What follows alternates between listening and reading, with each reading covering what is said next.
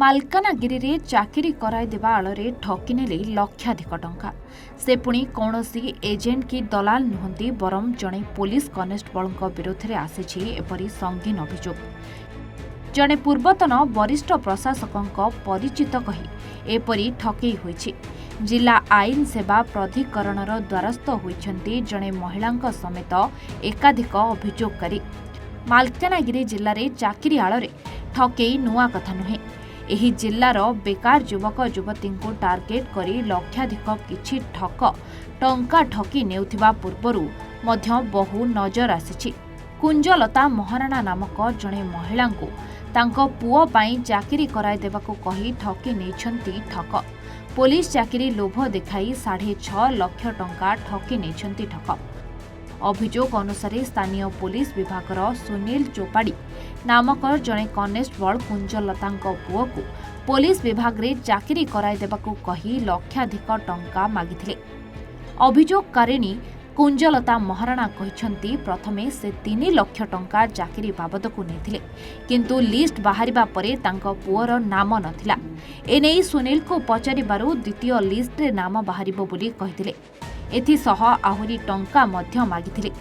ଏଭଳି ସେ ପ୍ରାୟ 6,50,000 ଟଙ୍କା ଠକି ନେଇଛନ୍ତି।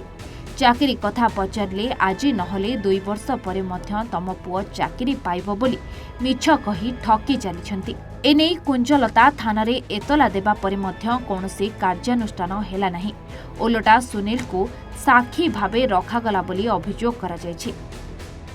ଅନ୍ୟ ଏକ ଘଟଣାରେ କାଶୀନାଥ ସରକାର ନାମକ ଜଣେ ବ୍ୟକ୍ତିଙ୍କ ଝିଅକୁ ସିଜିଏଲ୍ରେ ଚାକିରି କରାଇ ଦେବାକୁ କହି ସୁନୀଲ 5 ଲକ୍ଷ ଟଙ୍କା ଠକି ନେଇଥିବା ଅଭିଯୋଗ ହୋଇଛି। ଜଣେ ପ୍ରଶାସନିକ ଅଧିକାରୀଙ୍କ ସହ ଭଲ ସମ୍ପର୍କ ଥିବା କହି ତୁରନ୍ତ ଏହି ଚାକିରି କରାଇଦେବେ ବୋଲି ପ୍ରତିଶ୍ରୁତି ଦେଇଥିଲେ, କିନ୍ତୁ 1.5 ବର୍ଷ ବିତି ଯାଇଥିଲେ ମଧ୍ୟ ଚାକିରି ମିଳିନଥିବା ଅଭିଯୋଗକାରୀ କହିଛନ୍ତି।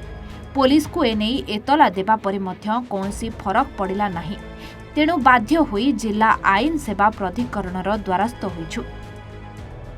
ସଚିବଙ୍କ ନିର୍ଦ୍ଦେଶ କ୍ରମେ ମୁଖ୍ୟ ଓକିଲ ଅଶୋକ ପଟ୍ଟନାୟକଙ୍କ ନେତୃତ୍ୱରେ ଏକ 3 ଜଣିଆ ଟିମ୍ ଏସିପିଙ୍କୁ ସାକ୍ଷାତ କରି ସମସ୍ତ ବିଷୟରେ ସୂଚନା ପ୍ରଦାନ କରିଥିଲେ।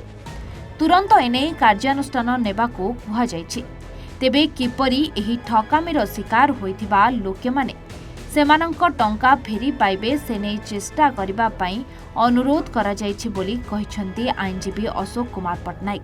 ସରକାର एक्चुअली मु फास्ट तो विटनेस हिसाब रे हमर जो वर्तमान चाकरी ना रे जाल माने सब काम करचंती सेतरे किछि पुलिस डिपार्टमेंट रो भी लोक संपर्क अछंती जे कि हमको भी मालकानगिरी निवासी सुनील चोपाड़ी जे कि मालकानगिरी पुलिस अछंती सी बहुत लोक को ठकी के निज दायित्व नै कि पैसा कलेक्शन करचंती आ वर्तमान से मानिया को राजी नै हमको वर्ष 2 वर्ष से लिंगनी कर चलची आ वर्तमान आमे भी एफआईआर कॉपी देला पर भी आमर तांकर एगेंस्ट कोनोसी काम हेई पारु नाही।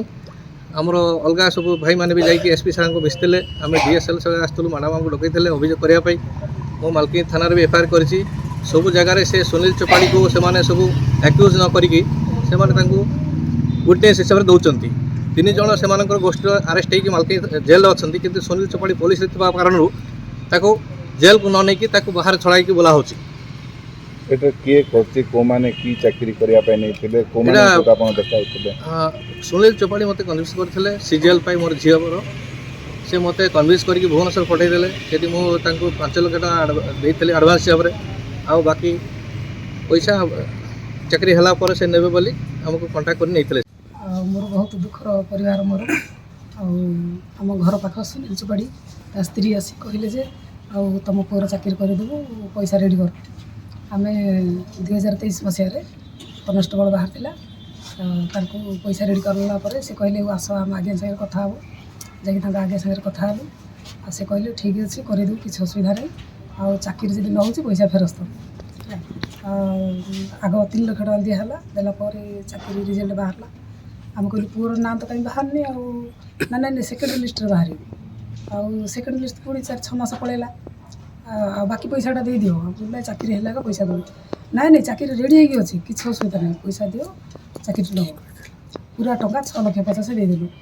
2.5 वर्ष है आ चाकरी ना आमको गड़ी गड़ी नेले हाँ हम वर्ष पर हे 6 मास पर वर्ष पर हे 2 वर्ष पर हम ଦୁଇ ବର୍ଷ ପରେ କେବେ ହେବ ଗୁଡ଼ାକ ନାଇଁ ହେବ କିଛି ଟେନସନ୍ ନାହିଁ କହିବାରୁ ଆମେ ଟିକେ ଚୁପ୍ ରହିଲୁ।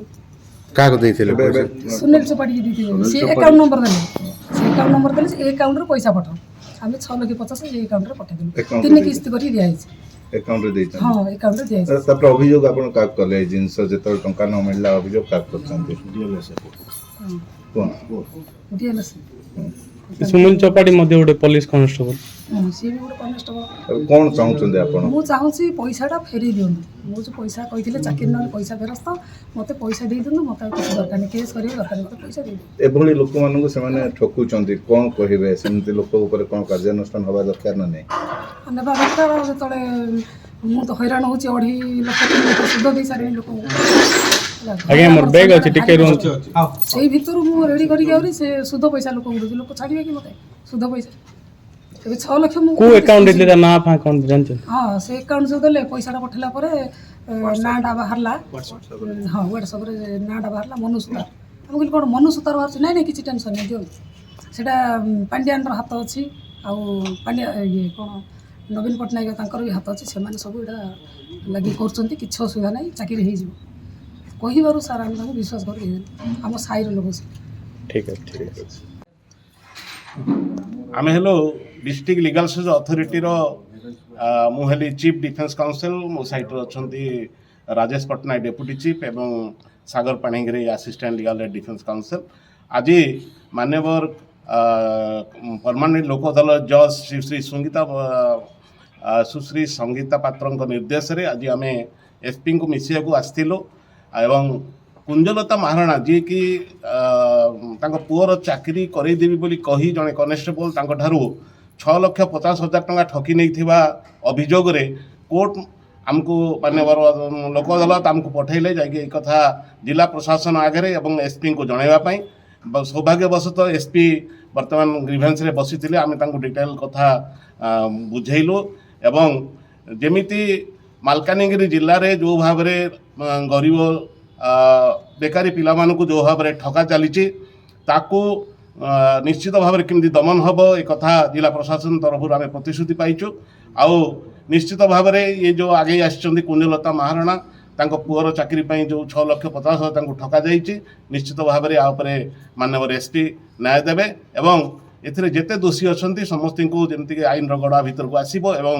से दंडित हेबे एवं भविष्य में आम मालकान जिलार गरीब निरीह युवक माने निष्पत्ति युवक माने जमती शोषण शिकार हेबे ना निश्चित भाव में जिला प्रशासन तापरे आगामी दिन में पदक्षेप नेब बोली आम आशा रखिछु। गोटे केस आसला ना अन्य केस आप नजर एहीपरि आम नजर को आछि बुढ़ाए केस होइछि मालकानगिरी 79 कालीमेला मातिली बहुत पिलांको माने ठकिचंती तेणु आर पर्दाफाश जोरसोर हेबा दरकार एवं समस्त भितर सामिल करिया दरकार अछि जिला आईन प्रशासन तरफ एमती किसी नियम अच्छी कि जो मैंने आसुचन निश्चित भाव में दंड तो तार ये नुहे दंड तो से माने पाइबे किंतु जो माने शोषण शिकार होउचंती हाँ से विभिन्न प्रशासन तरफ यही लोक मैंने जमी ठकामीर शिकार हेबे ना एवं जो मैंने ठकामीर शिकार होती से केमती कंपेनसेट करने कथा सीटा भी कथा उठुची।